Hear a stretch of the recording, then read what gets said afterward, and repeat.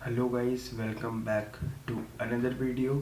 और आज की इस वीडियो में हम पढ़ेंगे कि इस साल का अपडेटेड सिलेबस ऑफ हिंदी। ठीक है, इलेक्टिव हिंदी और इंग्लिश सबकी दो दो होती है, ए और बी। एक इलेक्टिव होती है और एक कोर होती है। तो हम इलेक्टिव पढ़ने वाले हैं और हमने जो सीरीज स्टार्ट करी थी अपडेटेड सिलेबस ऑफ ह्यूमैनिटीज़, उस सीरीज़ का ये 5वां वीडियो है। ठीक है, तो चलो स्टार्ट करते हैं। For class 12th humanities student. तो जैसे कि सबको पता है कि हिंदी में हमारे पास दो बुक है। ठीक है, एक अंतरा, दूसरी अंतराल। ठीक है, तो पहले हम देख लेते हैं अंतरा में कौन कौन से चैप्टर हट गए हैं। ठीक है, तो जो है ना, हमारी जो अंतरा बुक है ना, वो दो पार्ट में डिवाइडेड हो रखी है। उसके जो पोएम्स वाले पार्ट है, एक आधुनिक काल और एक प्राचीन काल। ठीक है, तो आधुनिक काल में जो है ना, हम सारे आधुनिक कवियों के बारे में पढ़ते हैं और प्राचीन में जितने भी प्राचीन विद्यापति हो गया, घनानंद हो गया, इन सब कवियों के बारे में हम पढ़ते हैं। ठीक है, तो इसमें से जो पहली पोएम निकाल दी गई है वो है सूर्यकांत त्रिपाठी निराला। ठीक है, इसकी ये जो पोएम है ना, इसमें दो थे, का और खा। का जो है वो है गीत गाने दो मुझे। ठीक है, और फिर है सरोज स्मृति। ठीक है, ये दोनों ही मतलब बहुत ही दुख वाली, संवेदनाओं वाली पोएम थी और दोनों की दोनों हट गई। सूर्यकांत त्रिपाठी ने दोनों की दोनों ये कविताएं अपनी बेटी के याद में लिखी थी, जो कि इस बार हट गई है। ठीक है, आपके सिलेबस से। उसके बाद जो है पोएम वह सच्चिदानंद हीरानंद वात्स्यायन अज्ञेय। ठीक है, अज्ञेय जो है ना, ये जो वो है पोएट, इसकी पोएम लास्ट ईयर भी नहीं थी, है ना। लास्ट ईयर भी सिलेबस से हटा दी गई थी और इस साल भी हटा दी गई है। ठीक है, इसने भी दो कविता लिख रखी है। इसकी भी दो कविताएं हमारी बुक में, यह दीप अकेला और मैंने देखा एक बूंद। ठीक है, ये दोनों के दोनों हट गई है। तो ये है हमारी आधुनिक काल। ठीक है, उसके बाद हम प्राचीन काल पर आते हैं। तो प्राचीन काल जो है ना, प्राचीन काल में से भी दो कविता हटा दी गई है। एक जो है वो है केशवदास कवित और सेवैया।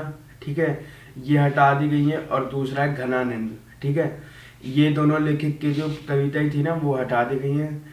ठीक है, उसके बाद आपको नहीं ये पता होना चाहिए कि प्राचीन काल और आधुनिक काल जो है ना, प्राचीन काल में कौन कौन से कवि थे और आधुनिक काल में कौन कौन से कवि हैं। ठीक है, आपकी बुक में।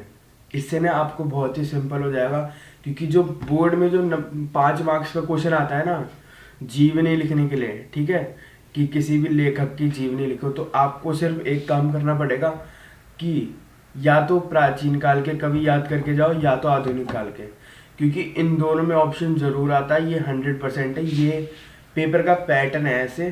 ठीक है, तो आप सिर्फ प्राचीन काल के याद करके जाओ, क्योंकि ये बहुत पुराने से टाइम के हैं, तो इनमें ऐसे भी नहीं होता। इनके जितने भी लेखक हैं ना, उनको ये नहीं बताना पड़ता कि ये इतने पढ़े लिखे थे, यहाँ से इन्होंने वो ग्रेजुएशन करी थी, यहाँ से स्कूलिंग पास करी थी। ये सब चीज़ें बताने की जरूरत नहीं पड़ती। ठीक है, प्राचीन काल के कवियों के लिए तो मैं रिकमेंड करूँगा कि आप प्राचीन काल में 4 कवि होते थे या 5, उसमें से 2 हट गए हैं और बाकी के जो बचे हुए हैं, जैसे कि मलिक मोहम्मद जैसी, विद्यापति और एक और कवि बचे रहे। ठीक है, ये आप जरूर पढ़ के जाएं और इससे आपके 5 मार्क्स जो है ना, ये वाले तो पक्के हो जाएंगे। ठीक है, जो हमारे बायोग्राफी के लिए आते हैं, ठीक है, जीवनी लिखने के लिए, और उसके बाद भी 1-2 क्वेश्चन और भी फंस जाएंगे। ठीक है, उसके बाद ये था हमारा काव्यखंड। अब है गद्यखंड। ठीक है, गद्यखंड में जो है हमारा ब्रजमोहन व्यास, ये चैप्टर कच्चा चिट्ठा, ये चैप्टर अच्छा था।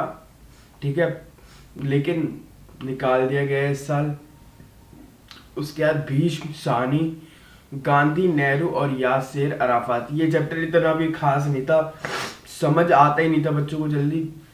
ये एक पैराग्राफ की तरह होता था। इसमें 3 लोगों की कहानी बताई गई थी, ठीक है, जो बिल्कुल भी इंटरेस्टिंग था ही नहीं ये चैप्टर, और ये हट गया है। उसके बाद है रामविलास शर्मा यथा समय रोचते विश्वम, ठीक है, ये चैप्टर सही था लेकिन उतना भी कुछ था नहीं अच्छा, इसलिए ये भी हट गया है।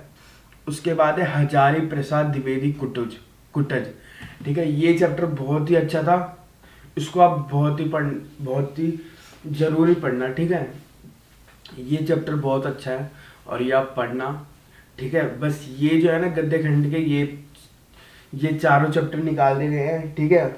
और काव्य खंड में मैं बता चुका हूँ, 2 प्राचीन काल के कवि और 2 आधुनिक काल के निकाल दिए गए हैं। Thanks for watching video, please don't forget to like share and subscribe.